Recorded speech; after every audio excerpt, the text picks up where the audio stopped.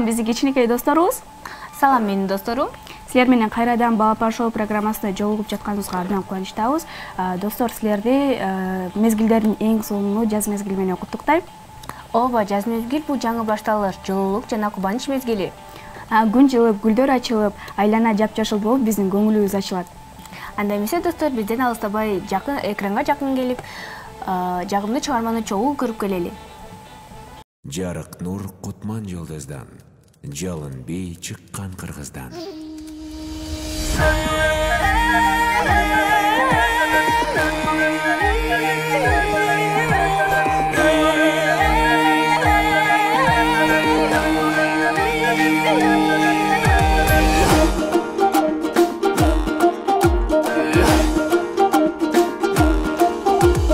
Байыркыдан жалын бей, бактыбызга жанган бей, башат алып Кыргыздан бардыгына майрам бей. Өргө чапкан жалын жаш, Өтүп кетсе табылбас, эр жигитке шаймашай, эрги пиле карындаш. Эрги пиле, эрги пиле.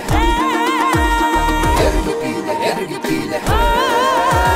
Шуңкаргана таккандай, учуп бара жаткандай, талпыналы жарышка тай турууну чапкандай. Кандай адам тим турат, албай жүрөк толкунат, жалпы тегиз бийлесек, жалындасын ынтымак.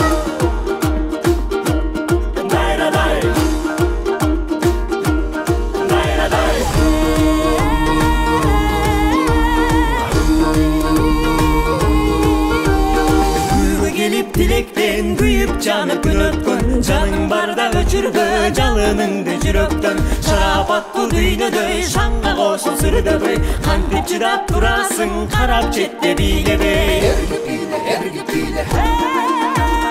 Эрги пиле, эрги пиле. Шуңкаргана каккандай, учуп бара жаткандай, талпыналы жарышка тай турууну чапкандай. Кандай адам тим турат, албай жүрөк толкунат, жалпы тегиз бийлесек, жалындасын ынтымак.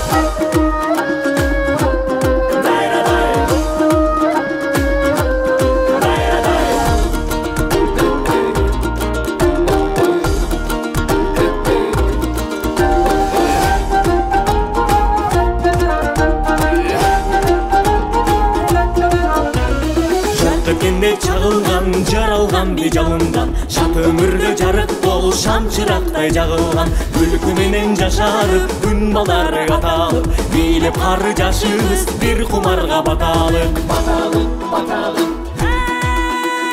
Баталык, баталык.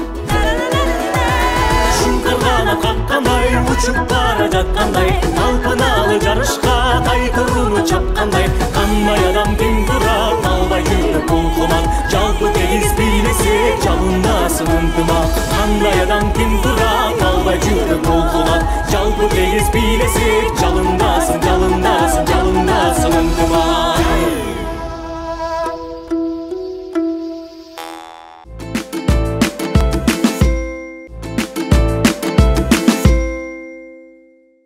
Айдан, сен уктуңбу? Эмнени? Биз студияга келечектеги супер жылдыз келди дейт го. Чүлөбү? Ооба, ал кичинекей кезинен баштап эле сахнага чыгып баштаптыр. 5 жашынан баштап ырдаган экен. Мага кызык болуп атат. Анда эмесе студияга чакыра албайлыбы? Келечектеги биздин супер жылдызыбыз келе атат.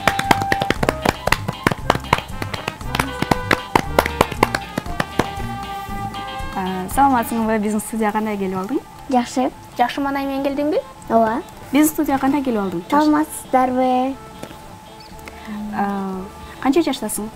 9 жаштамын. Кайсы жактан келдиң? Кашкабаштан. Кайсы мектептен келдиң? Рустамбек Мамыралиев атындагы мектеп гимназиясынан. Өзүм эле ырга кызыкчумун. Казак ырчы кыздын ырын угуп эле ошол жаттап ошол. Алгач кайсы ырды ырдап чыктың? Апа деген ырды. Сен сүйүктүү ырчың ким? Шакира. Анда дагы кандай ырларды ырдайсың азыр? Мен азыр өзүмдүн 3 клибим бар. Жана көп эле 14 ырым бар да. Жалпы 14 ырды ырдайт экенсиң, Ошондо андай болсо сенин бир клибиңди көрбөйлүбү? Макул. Кайсы клибиңди көрөлү? Балалыкты. Андай болсо достор, балалык клибин чогуу көрүп келели.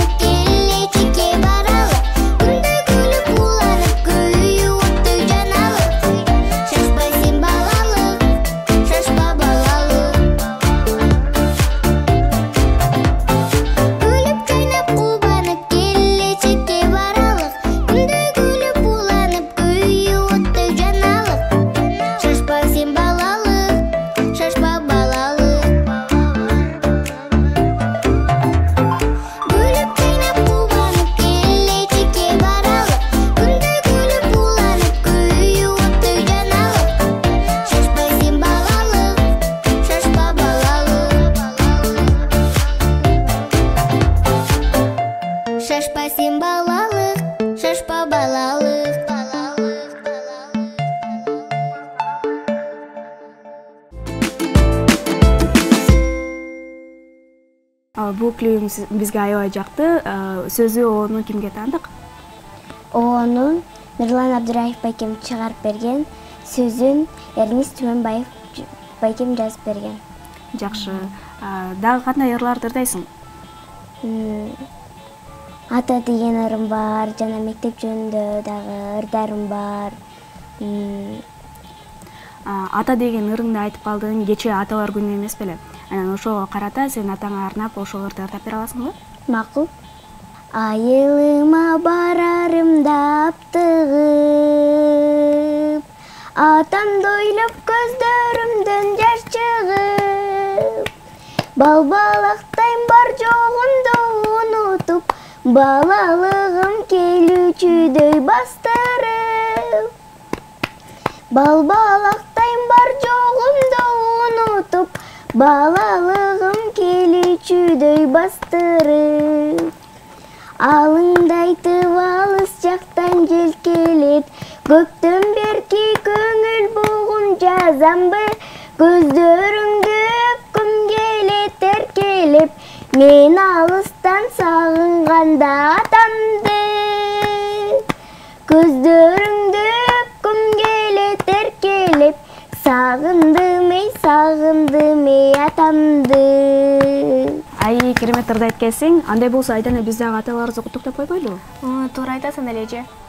Ата, биз сизди жакшы көрөбүз. Ушул аталар майрамы менен сизди куттуктайбыз. Ата, мен сизди жакшы көрөм. Көп жашаңыз, эч качан картайбаңыз. Сиздерге чын ден соолук.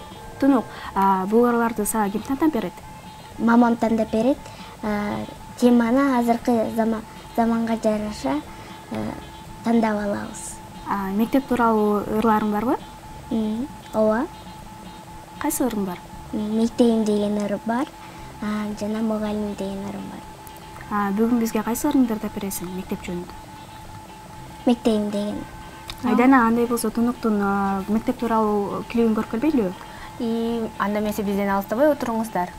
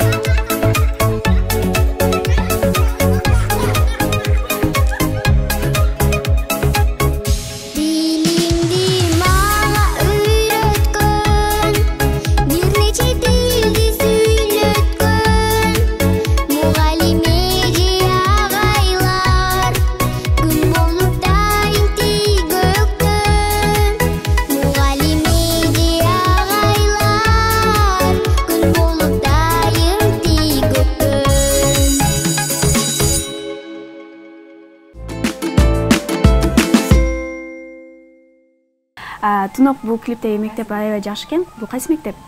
Бул мен окуган мектебим. Менин классташтарым, класс жетекчим, дагы башка мугалимдер, анан мен байкемдин 4-класстагы классташтары катышкан. Ал клипти ким тартты?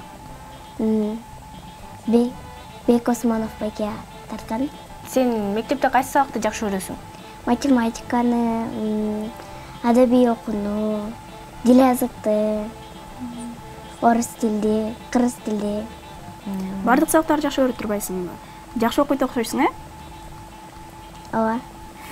Келечекте ким болгуң келет? Актриса болгум келет. Элге таанымал актриса болгум келет. Биздин кыргыз актрисалардан билесиңби? Кыргызстанда эң сулуу айым Татуу-Бүбү Турсунбаева. Чын эле бул Татуу-Бүбү Турсунбаева актёрдун ролун ойноп аябай бизге таанымал болгон, Ооба. Сен дагы ошондой Татуу-Бүбү Турсунбаева сыяктуу келечекте абдан сулуу айымдардын катарын толуктап тур. Өзүңдүн сүйүктүү дагы актёрлоруң барбы? Мага өзгөчө жакканы Самат Эркинбеков. Анткени Самат Эркинбеков кыздардын деле ролун аткарып берет.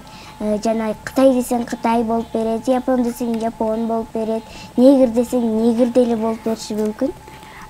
Сен соц тармактарга кызыгасыңбы? Албетте. TikTokко кызыгам. Азырынча мен телефонум жок, бирок мамамдыкы менен анда кес-кесте кирип турам TikTokко. Менин угушум боюнча сенин дагы TikTok деген да клибиң бар, Албетте. Ошол клипти угуп келбейлиби? Макул. Анда достор, Тунуктун TikTok деген чыгармасына кезек берели. Кеттик.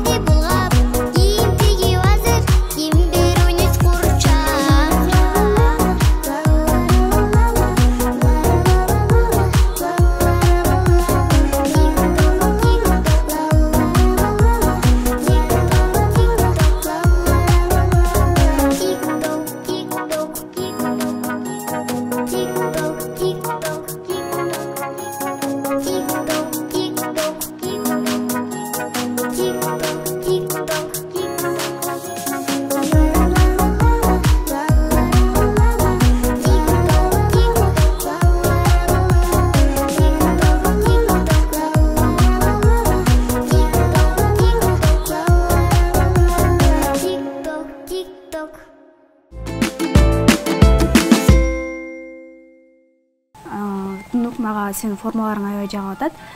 Формаларыңды ким тандап берет сага? Көбүнчө мамам тандап берет. Ар бир ырга жараша формаларды тандап берет мамам. Продюсериң турбайбы? Стилисти баарын тандап берип, баарын кылып берген, Ооба. Айдана, бизге берилген убакыт аягына келип жетип калыптыр. Тунук менен коштошолу.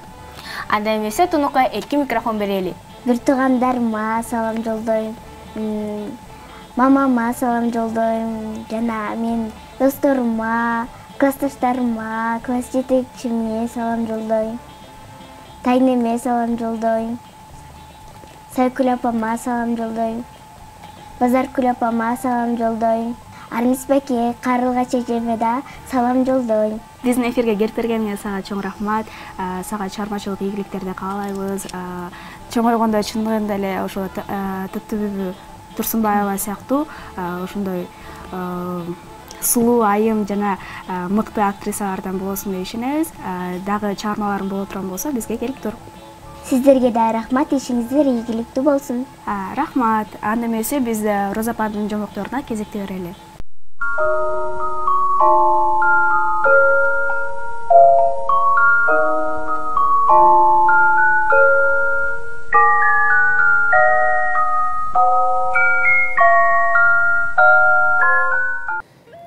Саламатсыңарбы мен кичинекей бөбөктөрүм. Анда эмесе мен бүгүн силерге дагы бир жомогумду окуп берейин. Экранга жакын отуруп, бардыңар жомокту угайлы. Мен силерге бүгүн эки кеңеш деген жомокту окуп берем.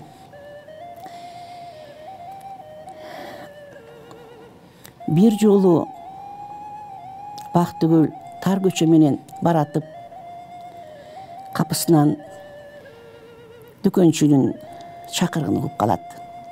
О, акылман Бектур, мага жакшы кеңеш бер. Менин акчам бар.